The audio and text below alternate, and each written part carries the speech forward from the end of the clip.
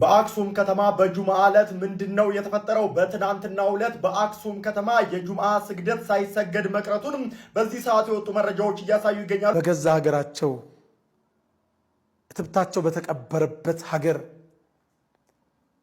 እንዲኖሩ ሳይፈቀድላቸው ደግሞ ሞተው እንዲቀበሩ እንዴት አንፈቅድላቸውም?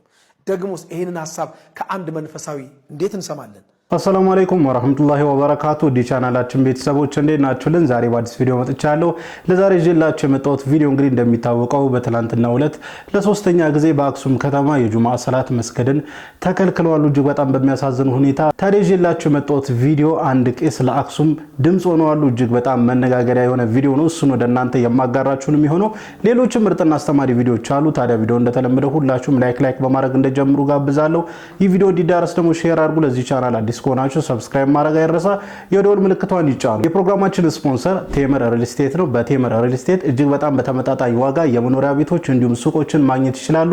በአንድ ክፍያ ሲከፍሉ ከ30 እስከ 35% ዲስካውንት አለው። እንዲሁም በቅርቡ ከኢትዮጵያ አየር መንገድ ጋር ስምምነት በማድረጋቸው ከቴምር ሪል ስቴት ቤት ሲገዙ ነፃ የሼባ ማይልስ ስጦታ ማግኘት ይችላሉ። ለመስጂድ ቅርብ የሆኑ ቦታዎች ላይ ቤቶችን ገንብቷል ቴምር ሪል ስቴት። ለበለጠ መረጃ እዚህ ጋር የምትመለከቱት ስልክ ቁጥር ይደውሉ፣ መረጃን ይጠይቁ። ማስታወቂያውን ተከታትለን በቀጥታ ወደ ቪዲዮ። ጠዋት የአዛን ድምጽ ሲቀሰቅሳችሁ የታላቅ ኢስላሚክ ሴንተር ጎረቤታችሁ ሲሆን ንጋታችሁ በሰላትና በአዝካር የምትጀምሩበት፣ ልጆቻችሁ የዲን ዕውቀታቸው ከዚህ ታላቅ ኢስላሚክ ሴንተር የሚማሩበት አካባቢ ቤት ለማግኘት ይፈልጋሉ? ድርጅታችን ቴምር ፕሮፐርቲስ ቡልጋሪያ በሚገኘው ነጃሺ መስጂድ ፊት ለፊት 100% ወይም አንዴ ለምትከፍሉ ከ30 እስከ 35% ቅናሽ አድርገን ባለ አንድ መኝታ በ5.5 ሚሊዮን ብር፣ ባለ ሁለት መኝታ በ6.6 ሚሊዮን ብር፣ ባለ 3 መኝታ በ11 ሚሊዮን ብር ቀስ ብላችሁ ለምትከፍሉ ከ1.6 ሚሊዮን ብር ቅድመ ክፍያ ጀምሮ ቀሪውን ግንባታውን እያዩ በ15 ዙር የሚከፍሉበትን አማራጭ አመቻችተናል። ለበለጠ መረጃና ለቢሮ ቀጠሮ በ0990 04 6592 ላይ ይደውሉ። እናትና አባቱ የረገሙት ሰው ጋር እንዳትል፣ የደረቁ አጠገብ እርጥቡ ይነዳል። ጓደኛህ እናቱ የለቀሰችበት አባቱ የረገመው ልከዋን እንዳትሄድ ተኮረና በላሽሽ ተላላፊ በሽታ ነው፣ ከባድ ነው። የሱን ባህሪ ተወርስና ነገጣ ደግሞ አንተም እንደስተሆናል እንዳትተር ብለዋል። እርጉም ሰው ጋራ فإن له لا يقبلك الله ምንም ነገር አይቀበልህም። ወቀዲ ሐቅ ዋልደይ ወላጆቹን ሐቅ የተጻረረን ሰው አትከተለ لأن حقهما أوجب حقا منه تواجبه كله بلاي يولاجوش حقا. حسن البصري أن رجلا قال له إني قد حججت አላቸው። እኔ እኮ ሐጅ ሄርኩኝ አላቸው።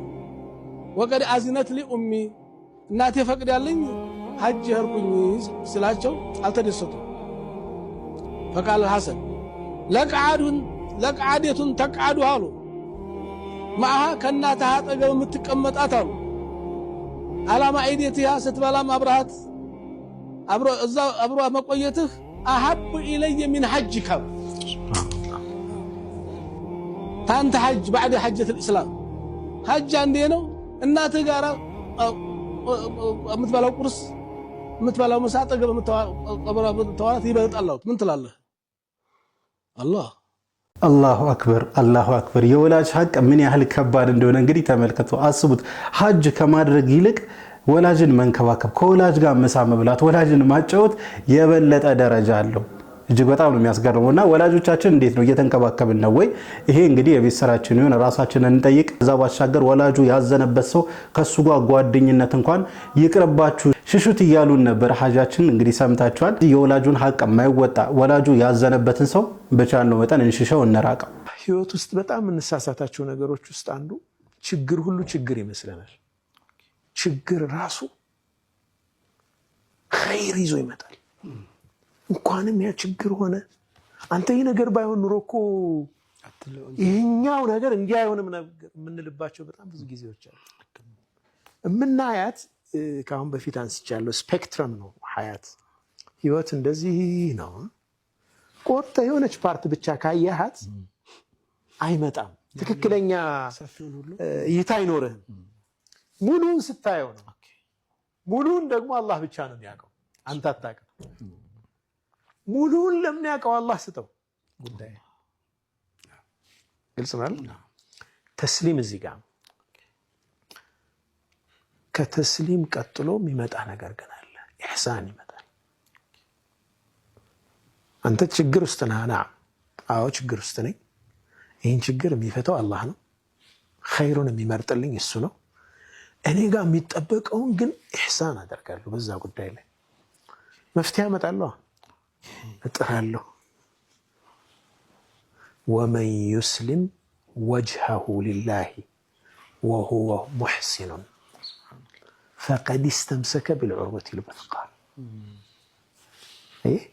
እጁን በቃ ፊቱን ሙሉ ነገሩን ለአላህ አስገዝቷል ከዛ ደግሞ ሙሕሲን ነው አለ አላህ ያ ሰው ኢሕሳን ላይ ነው ያለው ሱብሃንአላህ ብዙ ጊዜ ችግር ውስጥ ስንሆን የሚታየን ነገር በጠቅላላ መጥፎ ነገሮች ብቻ ናቸው አንዳንዴ እንደውም መፍትሄ ለማምጣት ሙላ ጥረት አናደርግም በቃ ቁጭ ብለን ተሰባብረን ምናምን እኔ ከዚህ ችግር እንዴት ነው ምናምን ይያለ ዝም ብለን ትርጉም የሌለው መጨናነቆች ብቻ ነው የምንጨናነቀውና አንደኛ ከፊት ለፊታችን ችግር ሲመጣ ከጀርባው ያዘለው መልካም ነገር እንዳለ ሁሌም ማሰብ አለብን ሁሉም ነገር የሚሆነው ለኸይር ነው ለበጎ ነው እንዴት ነው ሊነጋ ሲል ይጨልማል አይደል የሚባለው ልክ ችግር በመጣ ቁጥር ስኬት ከጀርባው እንደተሸከመ ማሰብ አለብን ከችግር ጋር ምቾት አለ ብሏል አላህ Subhanahu Wa Ta'ala በተለያየ ችግሮች በማጣት ሊሆን ይችላል በቤተሰብ እንዲሁም በትዳር ሊሆን ይችላል ስንፈተን ከጀርባው ያዘለው መልካም ነገር እንዳለ ሁሌም ማሰብ አለብን ከዛ ባሻገር ችግሩን ለመፍታት ደግሞ እኛ የራሳችንን ሰበብ ማድረስ አለብን በአክሱም ከተማ በጁምዓ ዕለት ምንድነው የተፈጠረው በትናንትናው ዕለት በአክሱም ከተማ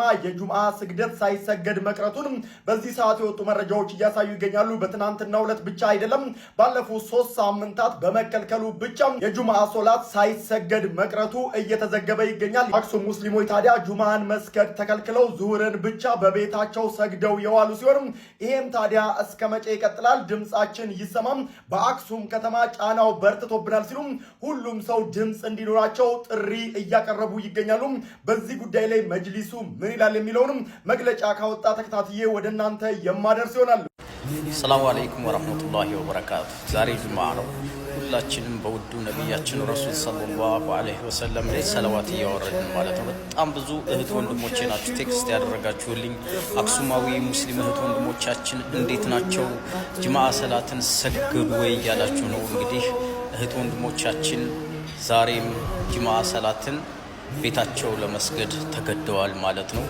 የአክሱም መንገዶች እነዛ ጎዳናዎች በሙስሊሞች የሚያሸበረቁት የነበሩ ጎዳናዎች ጸጥ ረጭ ብለው ውለዋል ማለት ነው በተለምዶ ሱቅ ተብሎ የሚጠራው አካባቢ ያሉ መስጊዶች በሙሉ ተዘጋግተው ውለዋል አክሱም ላይ ያለው ጭቆናና በደል አሁንም እንደቀጠለ ነው እኛ ሙስሊሞች እንግዲህ ተረባርበን ፍትህን የምናሰፍንበት ጊዜ ነው ሁላችንም በዚህ ጉዳይ ላይ ነቅተን መስራትና መንቀሳቀስ ይኖርብናል የሚበድሉና ወንበዴ የሆኑ በሃይማኖት ውስጥ የተደበቁ ሽብርተኛ ሰዎችን ለህግ በማቅረብ ሁላችንም በኃላፊነትና በተለዩ አትኩረት ልንንቀሳቀስ ይገባናል ማለት ነው በአክሱም ያለው ጭቆናና በደል እስኪቆም ድረስ ማለት ነው ኢንሻአላህ ሁላችንም ደግሞ በዱዓችን እናስታውሳቸው አክሱም ላይ ፍትህ ይሰፍናል ኢንሻአላህ አክሱም ላይ በንጉሳችን ነጃሽ ስም ድምቅ ያለ መስጂድ ይሰራል እንደገናም ደግሞ አዛን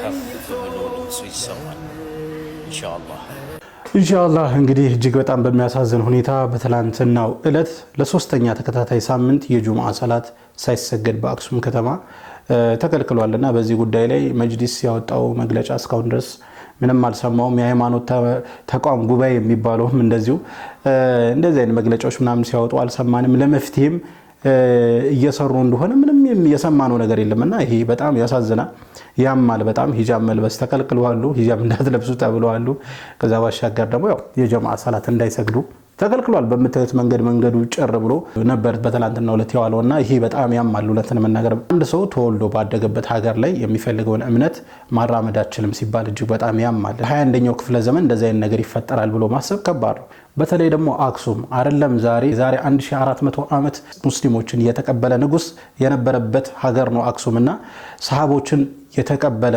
የተንከባከበ ንጉስ የነበረበት ከተማ ነው አክሱምና ዛሬ ላይ እንዲሆነ መመልከት ዛሬ ላይ ሂጃብ ሲከለከል ዛሬ ላይ ሰላት ሲከለከል ዛሬ ላይ ጀናዛው በቀጥታ በዋና አስፋልት መሄድ አይችልም ሲባል በጣም ያማል እና ደግሞ እኛም እጃችንን አጣጥፈን ቁጭ ስንል ምን እየታሰበ እንደሆነም ትንሽ ግራ ያጋባልና አላህ Subhanahu Wa Ta'ala መፍትሄውን ያምጣልን። አላህ Subhanahu Wa Ta'ala ነስሩን ቅርብ ያልክልን ነው ማለት ፈልገው። ከዚህ ጋር ተያይዞ አንድ ቄስ እጅግ በጣም ደስ የሚል ንግግር እየተናገሩ ነበር። ድምጽ ሆነዋል። ቪዲዮውን እንመልከት። ከዛ ራሳችን ሐሳብ አስተያየት እንሰጥበታለን። ኑሮ ስለከበዳቸው አይናችን እያየ ከምንሞት ብለው ተሰደዱ።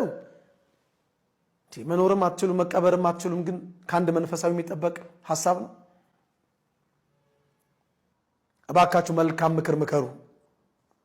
መልካም የሆነውን ሐሳብ ህዝቡ ላይ እንዲተገበር አማክሩ። እንዴት በገዛ ሀገራቸው እትብታቸው በተቀበረበት ሀገር እንዲኖሩ ሳይፈቀድላቸው ደግሞ ሞተው እንዲቀበሩ እንዴት አንፈቅድላቸውም? ደግሞስ ይሄንን ሐሳብ ከአንድ መንፈሳዊ እንዴት እንሰማለን?